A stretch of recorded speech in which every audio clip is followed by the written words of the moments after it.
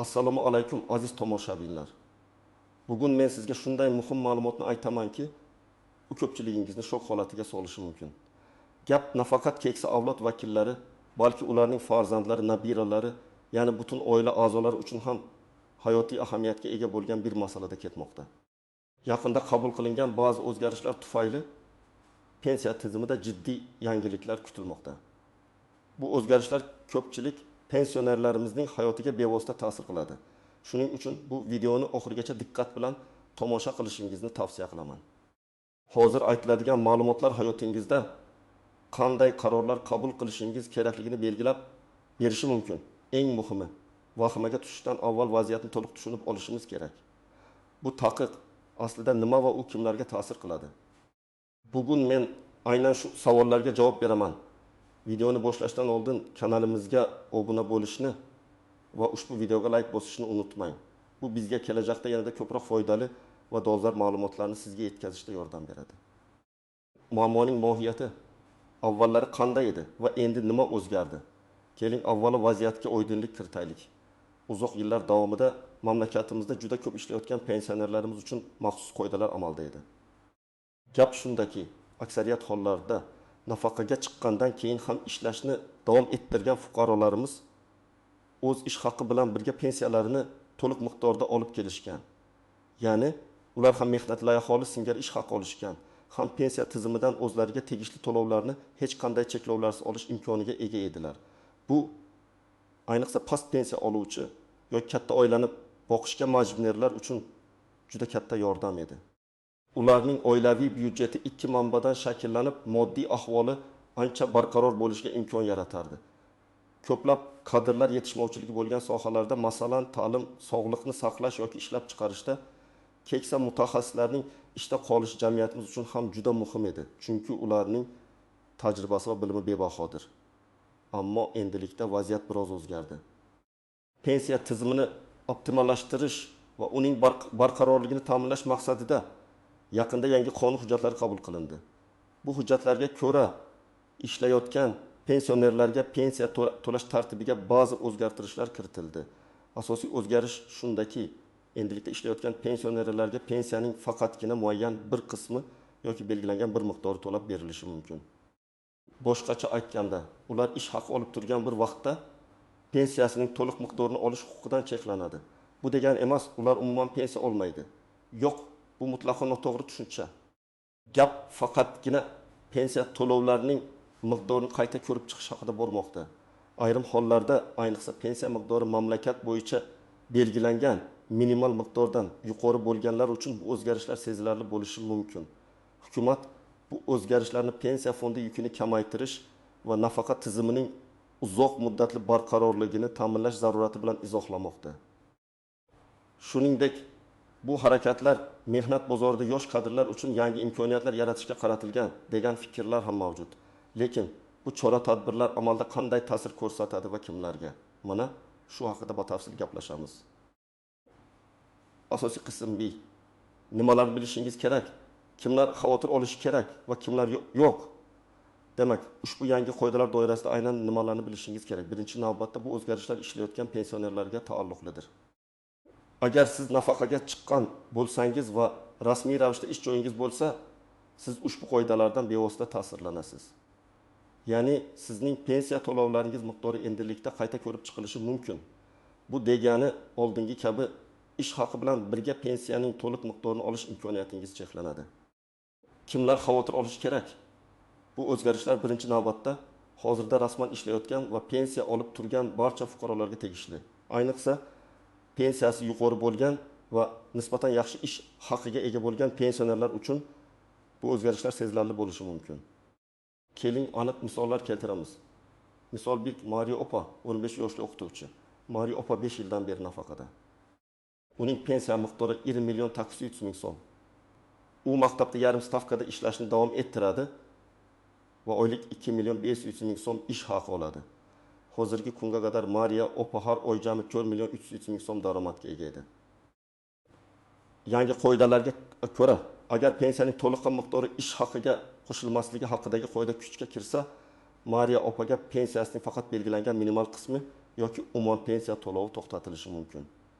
Agar uning ish haqi muayyan chegaradan yuqori bo'lsa, masalan, agar yangi tartibga ko'ra ishlayotgan pensionerlarga pensiya to'lovi ularning oylik ish haqi bilan birgalikda mamlakat bo'yicha o'rtacha ish haqidan oshib ketsa, pensiya to'xtatilishi mumkin. Yoki bo'lmasa, pensiya to'lovlarining bir qismi, masalan, egin foizi ushlab qolinishi mumkin. Agar Mariya opaning pensiyasidan, masalan, egin foizi ushlab qolinsa, u 900 ming so'm pensiya va 2 million 200 ming so'm ish haqi oladi. Jami 3 million 400 ming so'm. Bu uning oldingi daromadidan 900 ming so'mga kam. Bu uning oilaviy byudjeti uchun sezilarli kamchilik bo'lishi mumkin. Ayniqsa agar uning oilasida katta xarajatlar bo'lsa. Misol 2, Rustam aka ertami yoshli sobiq muhandis. Rustam aka 10 yildan beri nafaqada. Uning pensiya miqdori 2 million 200 ming so'm. U nafaqaga chiqqandan beri ishlamaydi va faqat pensiya hisobidan yashaydi. Rustam akaga bu yangi qoidalar umuman ta'sir qilmaydi, chunki u ishlamaydi. U o'z pensiyasini avvalgidek to'liq miqdorda olishda davom etadi. Uning xavotirga tushishiga hech qanday asos yo'q. Misol 3, Dilshodbek Olutning yoshli tadbirkor. Dilshodbek o'zining shaxsiy kichik biznesiga ega. U yakka tartibdagi tadbirkor sifatida ro'yxatdan o'tgan va pensiya yoshiga yetgan. Uning biznesidan oylik daromadi, masalan, 3 million so'm. Uning pensiyasi esa 1 million 500 ming so'm. Ilgari u 4 million 500 ming so'm daromad olardi. Yangi qoidalarga ko'ra, tadbirkor maqomiga ega bo'lgan pensionerlarga qanday munosabatda bo'lishi aniq belgilanishi kerak. Ba'zi mamlakatlarda tadbirkorlik faoliyati ham ishlash sifatida baholanadi va shunga muvofiq pensiya to'lovlari cheklanadi. Agar bu qoidalar Dilshodbekka ham tegishli bo'lsa, uning pensiya to'lovlaridan ham, masalan, bir qismi ushlab qolinishi mumkin. Bu uning biznesiga bo'lgan rag'batini kamaytirishi va hatto biznesni yopishga undashi mumkin. Kimlar xavotir olmasligi kerak? Birinchidan, ishlamaydigan pensionerlar mutlaqo xavotirlanishlari shart emas. Siz pensiyangizni avvalgidek to'liq miqdorda olishda davom etasiz va hech qanday cheklovlar sizga tegishli emas. Ikkinchidan, ayrim ijtimoiy himoyaga muhtoj qatlamlarga kiruvchi pensionerlar uchun istisnolar bo'lishi mumkin. Masalan, nogironligi bo'lgan shaxslar, boquvchisini yo'qotganlik pensiyasi oluvchilar yoki yosh bolali onalar kabi maxsus toifalar uchun yangi qoidalar qo'llanilmasligi mumkin.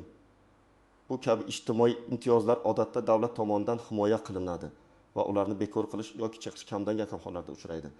Shuningdek, belgilangan minimal pensiya miqdoridan kam pensiya oluvchilar uchun ham istisnolar bo'lishi mumkin. Ya'ni agar sizning pensiyangiz tirikchilik uchun minimal zarur bo'lgan miqdordan past bo'lsa, ehtimol sizga to'lovlar to'liq hajmda saqlanib qolishi mumkin. Shuningdek, ayrim hollarda nodavlat tashkilotlarda yoki chet el kompaniyalarida ishlayotgan pensionerlar uchun ham alohida qoidalar bo'lishi mumkin. Lekin bu juda murakkab nuanslar bo'lib, har bir holatni alohida ko'rib chiqishni talab qiladi. Eng muhimi, umumiy qoidalar ishlamaydigan pensionerlarga va ijtimoiy himoyalangan ayrim toifalarga ta'sir qilmaydi. Asosiy qism 2. Qoidalardagi istisnolar, qaltis jihatlar va oshkor bo'lmagan nuanslar. Bu yerda biz ushbu yangi qoidalarning eng murakkab va nozik jihatlariga to'xtalamiz. Ko'pincha qonun hujjatlarida hammaga tushunarli bo'lmagan, lekin amaliyotda katta ahamiyatga ega bo'lgan istisnolar va nuanslar mavjud bo'ladi. Istisnolar maxsus kasb egalari ba'zi sohalarda malakali kadrlarga bo'lgan ehtiyoj juda yuqori bo'ladi. Masalan, tibbiyot sohasidagi yuqori malakali shifokorlar, professor o'qituvchilar yoki noyob mutaxassislikdagi muhandislar kabi toifalar uchun istisnolar belgilanishi mumkin. Davlat bu kabi mutaxassislarning bilim va tajribasini saqlab qolishdan manfaatdor bo'lganligi sababli ularga pensiyani to'liq miqdorda saqlab qolishga ruxsat berilishi mumkin. Bu odatda alohida hukumat qarorlari yoki qonunlar bilan tartibga solinadi. 2. Nogironligi bo'lgan pensionerlar. Yuqorida aytib o'tganimdek, nogironligi bo'lgan shaxslar uchun, hatto ular ishlayotgan bo'lsa ham, pensiyani to'liq olish huquqi saqlanib qolishi mumkin. Chunki ularning mehnat qilish imkoniyatlari cheklangan bo'ladi va davlat ularni qo'llab-quvvatlashga intiladi. O'tib o'quvchisini yo'qotganlik pensiyasi. Bu turdagi pensiya oluvchi shaxslarga ham ushbu cheklovlar ta'sir qilmasligi mumkin. Chunki bu pensiya boshqa bir oila a'zosining vafoti tufayli kelib chiqqan moddiy qiyinchiliklarni qoplashga qaratilgan. 4. Qishloq joylardagi ayrim kasb egalari. Qishloq joylarda ishchi kuchi tanqisligi seziladigan sohalar, Masalan, fermer xo'jaliklari ishchilari yoki o'qituvchilar uchun ham alohida imtiyozlar bo'lishi mumkin. Bu mintaqaviy rivojlanish strategiyalarining bir qismi bo'lishi mumkin. Qaltis jihatlar va oshkor bo'lmagan nuanslar bin. Yashirin ish norasmiy bandlik. Eng katta qaltis jihatlardan biri bu norasmiy ravishda ishlashdir. Ba'zi pensionerlar pensiya cheklovlaridan qochish uchun rasmiy ish joyini tark etib, norasmiy ravishda ishlashni afzal ko'rishlari mumkin. Lekin bu juda xavfli. Birinchidan, norasmiy ishda ish haqi himoyalanmagan bo'ladi. Ya'ni ish beruvchi sizga pul to'lamasligi yoki kechiktirishi mumkin va sizning shikoyat qilish imkoniyatingiz cheklangan bo'ladi. Ikkinchidan, siz ijtimoiy sug'urta va tibbiy sug'urta imtiyozlaridan mahrum bo'lasiz. Agar ishda baxtsiz hodisa ro'y bo'lasiz. Uchinchidan, kelajakda pensiya qayta hisoblanganda norasmiy ish staji inobatga olinmaydi. Bu esa keyinchalik sizning pensiyangiz miqdoriga salbiy ta'sir ko'rsatishi mumkin. 2. Yarim stavkada ishlash, part time. Agar pensioner yarim stavkada yoki belgilangan minimal ish soatidan kamroq ishlasa, unga pensiya to'lovi to'liq miqdorda saqlanib qolishi mumkinmi? Bu savolning javobi ko'pincha qonun hujjatlarida belgilangan ish haqi chegaralari va ish staji talablariga bog'liq bo'ladi. Ba'zi mamlakatlarda agar oylik ish haqi muayyan summadan oshmasa, pensiya to'lovlariga ta'sir etmaydi. Shuning uchun ish joyingiz bilan shartnomangizni diqqat bilan o'qib chiqing va belgilangan me'yorlarni aniqlang. Individual tadbirkorlar va o'zini o'zi band qilgan shaxslar. Yuqorida Dilshodbekning misolida ko'rganimizdek, tadbirkorlik faoliyati ham ishlash sifatida baholanadi. Lekin bu yerda moliyaviy nuanslar ko'p. Tadbirkorning ish haqi yoki daromadi qanday hisoblanadi? Soliqdan keyingi sof foydami yoki umumiy tushummi? Bu masalalar qonun hujjatlarida aniq belgilangan bo'lishi kerak. O'zi band qilgan shaxslar uchun ham shu kabi savollar tug'iladi. Ular davlatga belgilangan ijtimoiy to'lovlarni to'layotgan bo'lsa, ularning pensiyalariga qanday ta'sir ko'rsatiladi? Bu juda muhim savol va pensiya jamg'armasi mutaxassislari bilan maslahatlashishni talab qiladi. Pensiyaning indeksatsiyasi, hatto pensiya to'liq miqdorda saqlanib qolgan taqdirda ham ishlayotgan pensionerlarga har yili pensiyalarning indeksatsiyasi inflyatsiyaga mos ravishda oshirilishi qo'llanilmasligi mumkin. Bu degani ular ishlashni davom ettirar ekan, ularning pensiyasi real qiymatini yo'qotib borishi mumkin. Chunki inflyatsiya tufayli xarid qobiliyati kamayadi. Bu esa uzoq muddatda sezilarli moliyaviy yo'qotishlarga olib kelishi mumkin. Pensiyaning indeksatsiya qilinmasligi ham taqiqning bir ko'rinishi bo'lishi mumkin. 5. Hududiy farqlar va maxsus dasturlar. Ba'zi hududlarda, masalan, aholi zixligi kam bo'lgan, iqtisodiy jihatdan qoloq hududlarda malakali ishchi kuchini ushlab qolish uchun mahalliy hokimiyatlar tomonidan qo'shimcha imtiyozlar yoki istisnolar belgilanishi mumkin. Bu kabi dasturlar haqida mahalliy pensiya jamg'armasi bo'limlarida ma'lumot olish mumkin. 6. Mehnat shartnomasi shartlari. Ishlayotgan pensionerlarning mehnat shartnomalarida ham ba'zi muhim jihatlar aks ettirilgan bo'lishi mumkin. Masalan, ish beruvchi bilan tuzilgan shartnomada pensiya to'lovlariga ta'sir etuvchi maxsus bandlar mavjud bo'lishi mumkin. Shartnomani sinchiklab o'rganish juda muhim. Xulosa qilib aytganda, bu masalada bir xil yechim hamma uchun to'g'ri keladi degan narsa yo'q.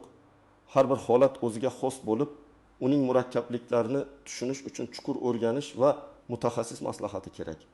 Shuning uchun agar siz ishlayotgan pensioner bo'lsangiz, albatta o'zingizning shaxsiy holatingizni batafsil tahlil qilishingiz va kerakli choralarni ko'rishingiz shart. Amaliy maslahatlar. Tomoshabinlar nima qilishlari kerak? Aziz do'stlar, bu qonuniy o'zgarishlar sizning hayotingizga jiddiy ta'sir ko'rsatishi mumkinligini inobatga olgan holda, men sizga aniq va amaliy qadamlar bo'yicha yo'l yo'riq bermoqchiman. Bu maslahatlar sizga vaziyatni to'g'ri baholashga va moliyaviy yo'qotishlarni minimallashtirishga yordam beradi. Rasmiy ma'lumot manbalarini o'rganing. Birinchi qadam bu rasmiy ma'lumot manbalariga murojaat qilish. O'zbekiston Respublikasi Vazirlar Mahkamasining qarorlari, prezident farmonlari va tegishli qonun hujjatlari haqidagi ma'lumotlarni o'rganing. Bu ma'lumotlar odatda hukumatning rasmiy veb-saytlarida, masalan, Lex.uz O'zbekiston Respublikasi qonun hujjatlari ma'lumotlari milliy bazasi portalida yoki pensiya jamg'armasining rasmiy saytida e'lon qilinadi. Har qanday mish-mishlarga emas, balki faqat tasdiqlangan rasmiy ma'lumotlarga ishoning. Qaysi sanadan boshlab qoidalar kuchga kirishi aynan qaysi toifadagi pensionerlarga taalluqliligi va pensiyani hisoblash metodikasi qanday o'zgarishi aniq ko'rsatilgan hujjatlarni toping. 2. Pensiya jamg'armasiga murojaat qiling. Eng to'g'ri va ishonchli ma'lumotni olish uchun yashash joyingizdagi O'zbekiston Respublikasi pensiya jamg'armasining hududiy bo'limiga shaxsan murojaat qiling. Ularga o'zingizning vaziyatingizni to'liq bayon eting.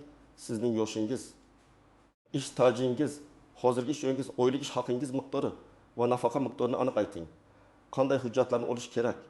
Pasport, pensiya guvohnomasi, mehnat daftarchasi, ish joyingizdan ma'lumotnoma, ish haqi, lavozimi, ish staji ko'rsatilgan holda kabi hujjatlarni o'zingiz bilan olib boring.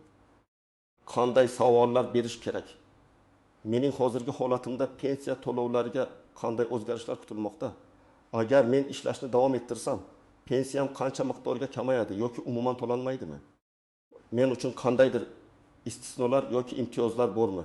Masalan, nogironlik, maxsus kasb, minimal pensiya. Agar men ishdan bo'shasam, pensiyamning to'liq miqdori qachondan tiklanadi? Kelgusida pensiyamning indeksatsiyasi qanday amalga oshiriladi? Ish stajimga bu qoidalar qanday ta'sir qiladi? Barcha javoblarni yozib oling yoki aniqlashtiruvchi hujjatlarni so'rang. 3. Yuridik maslahat oling. Agar vaziyat murakkab bo'lsa yoki pensiya jamg'armasi tomonidan berilgan javoblar sizni qoniqtirmasa, professional yurist yoki pensiya huquqi bo'yicha mutaxassisga murojaat qiling. Ular qonun hujjatlarini chuqur tahlil qilib, sizning shaxsiy vaziyatingizga eng mos keladigan yechimni topishda yordam berishi mumkin. Ba'zi hollarda sud orqali o'z huquqlarini himoya qilish zarurati tug'ilishi mumkin. Shuning uchun malakali yuridik yordam juda muhimdir. 4. Moliyaviy rejalashtirishni amalga oshiring. Agar pensiya to'lovlaringizda kamayish kutilayotgan bo'lsa, bu sizning oilaviy byudjetingizga qanday ta'sir qilishini baholangan daromad va xarajatlaringizni qayta ko'rib chiqing. Ehtimol sizga ish tartibingizni o'zgartirish, masalan, to'liq stavkadan yarim stavkaga o'tish yoki o'sha haqida o'ylashga to'g'ri kelar. Agar ishdan bo'shashga qaror qilsangiz, buni qachon va qanday qilib amalga oshirishni aniq rejalashtiring. Agar siz tadbirkor bo'lsangiz, biznesingizning moliyaviy modelini qayta ko'rib chiqing. Daromadlarni rasmiylashtirish yoki xarajatlarni optimallashtirish bo'yicha maslahatlar oling. 5. Hujjatlaringizni tartibga soling. Barcha tegishli hujjatlarni, mehnat daftarchasi, pensiya guvohnomasi, ish shartnomasi, ish haqi ma'lumotnomalari tartibga soling. Agar qonunga asosan ba'zi hujjatlar, masalan, ish haqi to'g'risidagi arxiv ma'lumotnomalari kerak bo'lsa, ularni oldindan tayyorlab qo'ying. Hujjatlarning to'g'ri va tartibli bo'lish pensiya jamg'armasi yoki boshqa organlar bilan muloqotda sizga yordam beradi. 6. Taqdiringizga befarq bo'lmang. Esingizda bo'lsin. Bu sizning haqqingiz va siz o'z huquqlaringizni bilishingiz shart. Agar sizga adolatsizlikdek tuyulsa, sukut saqlamang. Tegishli organlarga murojaat qiling, shikoyat yozing. Agar kerak bo'lsa, sudga boring. Jamiyatning faolligi ko'pincha adolatni tiklashga yordam beradi. Ushbu amaliy maslahatlar sizga vaziyatni to'g'ri tushunishga va qabul qilingan o'zgarishlarga samarali moslashishga yordam beradi degan umiddaman. O'zingizni asrang va huquqlaringizni biling. Xulosa va yakuniy chaqiriq, aziz do'stlar, bugun biz juda muhim va dolzarb mavzu ishlayotgan pensionerlarga pensiya to'lovlaridagi yangi o'zgarishlar haqida batafsil gaplashdik. Tushundingizki, bu mutlaq taqiq emas, balki pensiya tizimini optimallashtirishga qaratilgan ba'zi cheklovlar va o'zgarishlardir. Biz qanday o'zgarishlar bo'lishi mumkinligini, kimlar xavotir olishi kerakligini va kimlarga bu ta'sir qilmasligini, shuningdek turli istisnolar va nozik jihatlarni ko'rib chiqdik. Eng muhimi, har bir holat individual bo'lishini va shaxsiy vaziyatingizni to'g'ri baholash uchun pensiya jamg'armasi mutaxassislari bilan bog'lanish zarurligini angladik. Esingizda bo'lsin, ma'lumotga ega bo'lish bu kuch. O'z huquqlaringizni biling, yangiliklardan boxabar bo'ling va eng muhimi, doimo rasmiy va ishonchli manbalardan ma'lumot oling. Hech qachon shubhali mish-mishlarga ishonmang. Umid qilamanki, ushbu video siz uchun foydali bo'ldi va ko'plab savollaringizga javob berdi. Agar sizda hali ham savollar bo'lsa yoki o'z fikringizni bildirishni istasangiz, videoning ostiga izoh qoldiring. Sizning har bir izohingiz biz uchun qadrli va boshqa tomoshabinlar uchun ham foydali bo'lishi mumkin. Shuningdek, bu videoga like bosishni va kanalimizga obuna bo'lishni unutmang. Bu bizga bunday muhim mavzularni yoritishda davom etishimiz uchun katta motivatsiya beradi. Keyingi videolarimizda uchrashguncha o'zingizni ehtiyot qiling.